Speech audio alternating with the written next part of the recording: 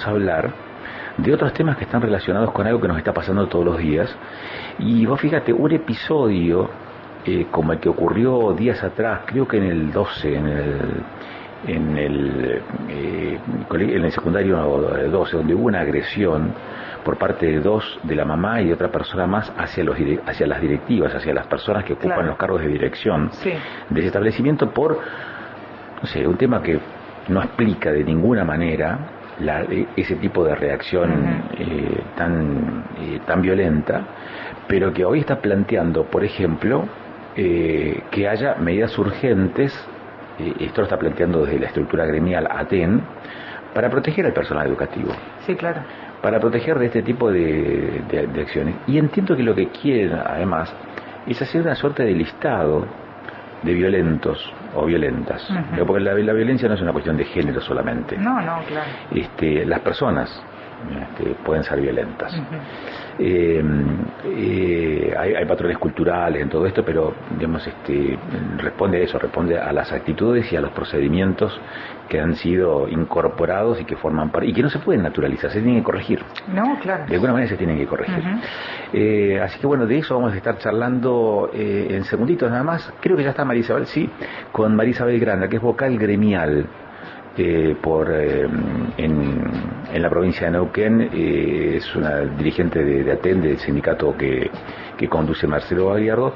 Y luego de que se produjese este acontecimiento en donde una mamá golpeara a las maestras o docentes de ese establecimiento educativo, han presentado un proyecto de ley que vamos a ver de qué se trata. María Isabel, ¿cómo estás? Muy buenos días.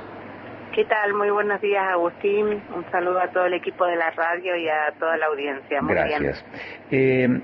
¿Cuáles son las medidas urgentes para proteger al personal de educación que está proponiendo, que está impulsando el gremio docente, el gremio ATEN, María Isabel? Lo que nosotras estamos, en función de lo que pasó la semana pasada, como vos decías, pero lamentablemente de hechos que vienen sucediendo en varias escuelas de la provincia, y nos parece que hay como una cuestión de naturalización de que estas cuestiones pasan y para nosotros no pueden pasar, y para nosotros nos parece que además del sindicato estar al lado de las escuelas para prevenir y para erradicar las violencias debe haber un marco normativo mayor. El Consejo lo tiene para cuando estas situaciones suceden en el marco de dos agentes de educación, es decir, cuando son dos docentes, en todo caso donde el conflicto se resuelve de una manera que no es la apropiada. Pero ante estas situaciones de amenazas, violencia explícita, publicaciones, scratches, no hay un marco normativo cuando esa agresión y esa violencia viene desde un agente exterior a la escuela, desde una familia o lo que fuera. Que queremos dejar muy en claro que son las excepciones, ¿no? Que no son las familias de la comunidad educativa, son excepciones dentro de esa comunidad que se construye día a día, de alguien que en todo caso entendió o aprendió que la violencia es la forma de resolver los conflictos. Ante esto nosotros una iniciativa que se plasmó en un proyecto de ley que ayer fue presentado a la legislatura de la provincia, donde lo que se plantea es que sea el Consejo de Educación en primer lugar quien asuma el rol de hacer las denuncias correspondientes ante una situación de esta, que en el caso de que una vez concluida el servicio de la ART haya que seguir con otras acciones, sea también el Consejo, por ejemplo, el que patrocine legalmente ante una situación a las compañeras y a los compañeros que sufren una agresión, y que se conforme una comisión con representantes del Consejo de Educación. Es interesante, perdón que le interrumpa, Marisabel, es interesante esto que decís de que sea también el Estado a través del Consejo de Educación el que patrocine a quien resultó agredido o agredida, porque en última instancia también es el Estado el que resulta agraviado cuando hay una circunstancia de estas características. Totalmente. Y muchas veces, si bien esto se denuncia como un accidente de trabajo, a veces la cobertura de la ART tiene un plazo que no es el que esa docente o esos compañeros necesitan, o que solo abarca a la compañera o al compañero que tiene el rasgo visible, ¿no? Digo, las consecuencias visibles en su cuerpo de una agresión, como fue el caso de la semana pasada. Cuando nosotras entramos a la escuela a trabajar con las compañeras, digo, en un edificio que alberga 4 instituciones, digo, la cuestión de cómo atraviesa esa violencia no solamente lo sienten las compañeras que tienen las marcas en su cuerpo, sino que hay compañeras que están muy dolidas, muy quebradas emocionalmente, como estaríamos cualquiera de nosotras ante una situación de estas, ¿no? Que han sido amenazadas, que hay un riesgo, digo, que incluso trasciende a la propia trabajadora de la educación, ¿no? Entonces, ¿quién brinda la seguridad? ¿Quién garantiza que esta compañera puede moverse libremente? Digo, las situaciones son muy complejas, entonces tiene que asumirse esa responsabilidad.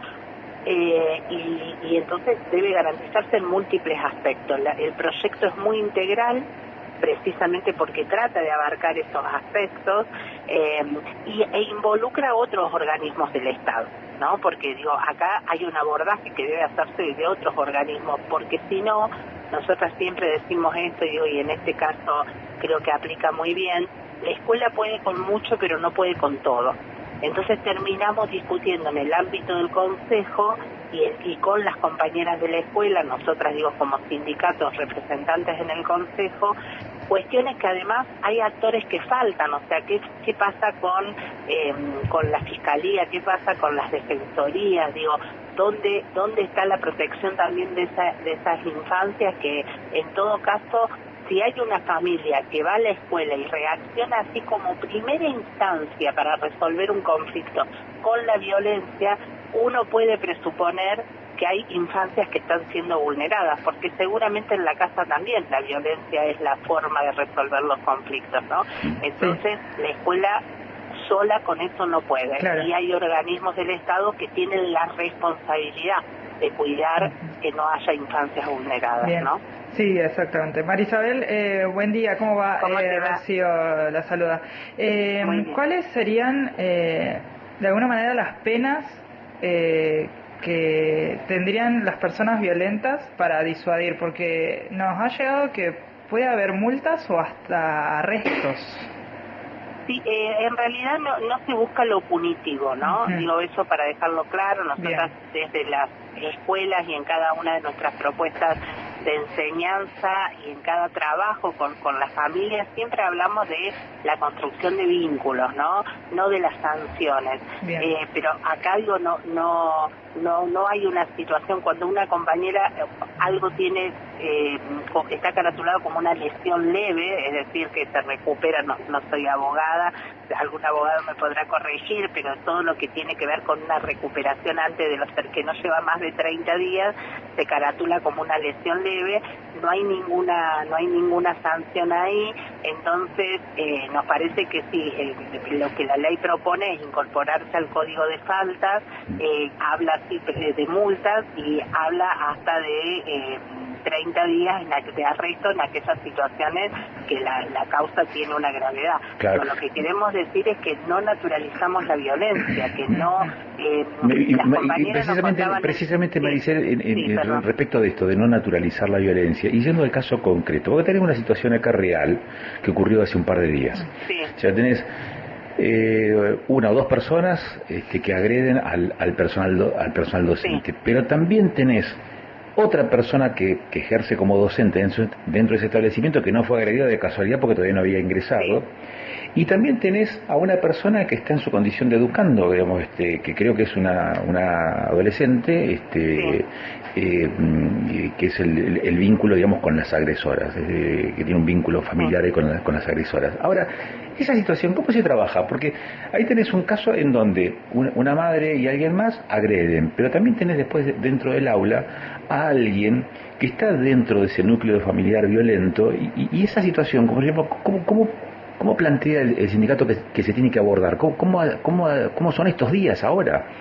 Bueno, hoy hay precisamente una reunión donde está nuestra compañera secretaria adjunta como representante nuestra en una reunión con la comunidad del San Martín, con un equipo que precisamente se está pensando en ese abordaje, porque hay dispositivos que hay que abordar, porque no hay recetas para esto, ¿no? Digo, porque la preocupación de las compañeras, el otro día, digo, incluso una de las compañeras que fue brutalmente atacada nos decía, bueno, en lo que se piense, no nos olvidemos de nuestros niños y niñas, ¿no?